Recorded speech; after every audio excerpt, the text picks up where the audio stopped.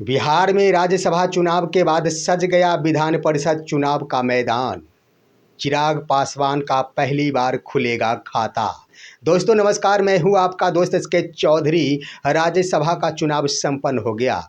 राज्यसभा चुनाव के जितने भी जीते हुए उम्मीदवार हैं उन सभी का शपथ ग्रहण का कार्यक्रम 10 अप्रैल को समाप्त हो जाएंगे। इसी बीच दोस्तों आखिर इस चुनावी जंग में चुनावी मैदान बिल्कुल सज धज कर तैयार हो गया है, वह विधान परिषद चुनाव के लिए।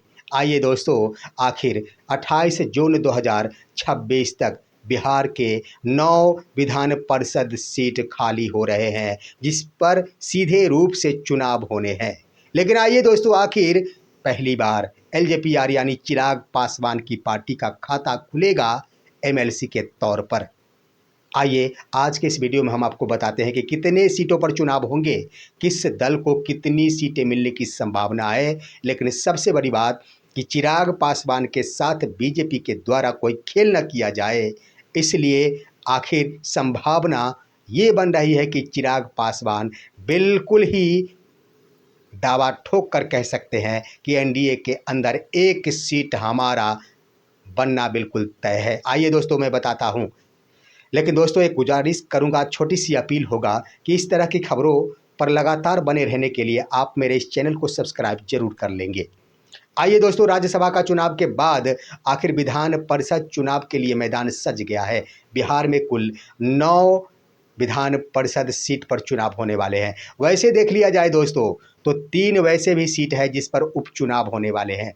2 चरणों में चुनाव होंगे दोस्तों, जिसमें एक तो डायरेक्ट ही चुनाव होगा और दूसरा उपचुनाव 3 पदों पर, जिसमें एक नीतीश कुमार का वो पद होगा दोस्तों, एक मंगल पांडे का वो पद होगा और तीसरा राधा मोहन सेठ का वो पद होगा जिस पर उपचुनाव होंगे। आइए दोस्तों, इन सभी में हम चुनाव पर बाद में बातें करेंगे कि 9 सीटों पर जो चुनाव होने वाले हैं उसमें किन दल के खाते में कितने सीट जाने वाले हैं। लेकिन आइए उपचुनाव के लिए थोड़ी सी बात कि आखिर 3 मुख्यमंत्री श्री नीतीश कुमार के जो सीट होंगे वो 2030 तक के लिए थे, तो इस पर उपचुनाव होंगे तो ये स्वाभाविक है कि इस पर कोई और नहीं उनके बेटे निशांत जाएंगे।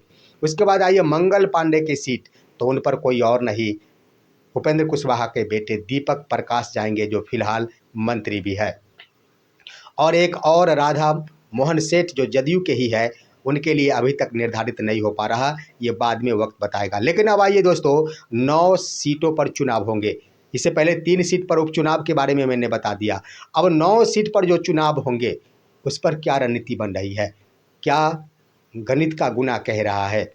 आइए दोस्तों, अब इसके लिए है 9 सीट पर चुनाव होना है तो इसके लिए प्रक्रियाएं निर्धारित की जा रही है। सबसे पहली बात कि चुनाव आखिर अप्रैल के अंत तक या फिर मई के प्रथम सप्ताह में ही करा लिए जाएंगे, इस तरह की तैयारी कर ली गई है। यानी बिहार में बीजेपी की सरकार बनने के तुरंत बाद ही अप्रैल के अंत तक विधान परिषद के 9 सीटों पर चुनाव करा लिए जाएंगे, ये स्पष्ट हो चुका है दोस्तों।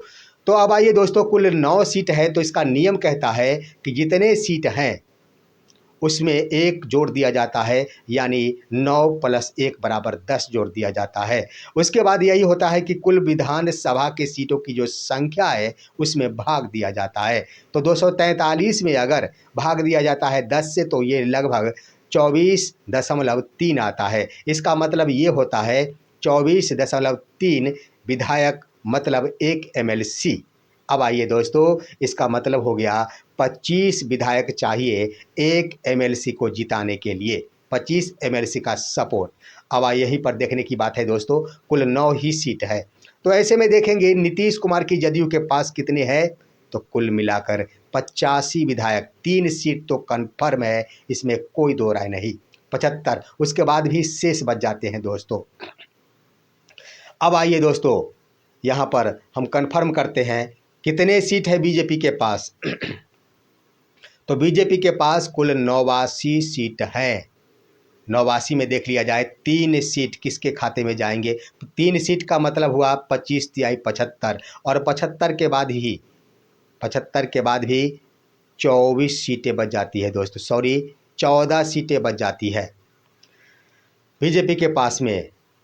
तो इसके आधार पर चौथा सीट भी बीजेपी किसी एक पार्टी को निकलवा सकती है अपने 14 विधायकों के बदौलत। ये कौन होगा दोस्तों? या कोई और नहीं, चिराग पासवान। अब आइए दोस्तों, जदयू के खाते में आखिर अन्य भी जा सकते हैं, क्योंकि 10 विधायक बच रहे हैं।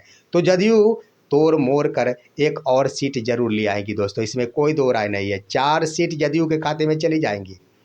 अब बीजेपी के लिए मैंने कह दिया तो 3 सीट बीजेपी के अपने नेताओं के लिए तो हो जाएंगे। 1 सीट चिराग पासवान को देना होगा बीजेपी को। क्यों दोस्तों? इसका कारण ये है कि राज्यसभा चुनाव के दरमियान चिराग पासवान के स्तर से कोई भी शर्तें नहीं रखी गई थी। उन्होंने कोई शर्त, कोई डिमांड नहीं की कि मुझे राज्यसभा का 1 सीट चाहिए। 19 विधायकों का बल है, ताकत है उनके पास। उसके बाद भी उन्होंने कोई शर्त नहीं रखी। तो इस तरह से देख लिया जाए दोस्तों, 14 विधायक बीजेपी के पास शेष बच जाते हैं और चिराग पासवान के पास 19 विधायक है। इन दोनों को अगर जोड़ दिया जाता है तो कुल मिलाकर 33 विधायक हो जाते हैं। गौर करने वाली बात। लेकिन चाहिए कितना दोस्तों? चाहिए सिर्फ 25 विधायकों का समर्थन। उसके बाद भी 8 विधायक बच जाते हैं जो नीतीश कुमार में ऐड हो जाएंगे। स्पष्ट है दोस्तों। इस तरह से देख लिया जाए तो कुल मिलाकर कह दिया जाए तो 4 सीट उनके तरफ चले जाएंगे, जदयू के पास 3 सीट बीजेपी के पास चले जाएंगे, तो 7 हो गए दोस्तों। 1 सीट चिराग पासवान के पास चले जाएंगे, 8 हो गए दोस्तों।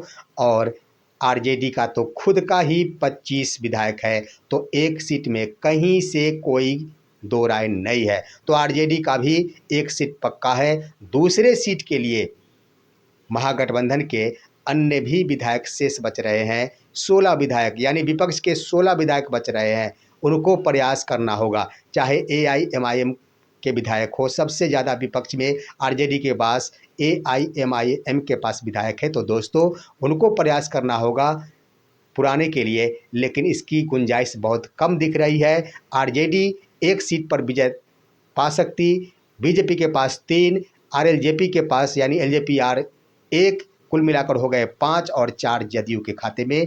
9 सीट पर चुनाव होंगे, जो जीत का यही बिंदु केंद्रित होगा।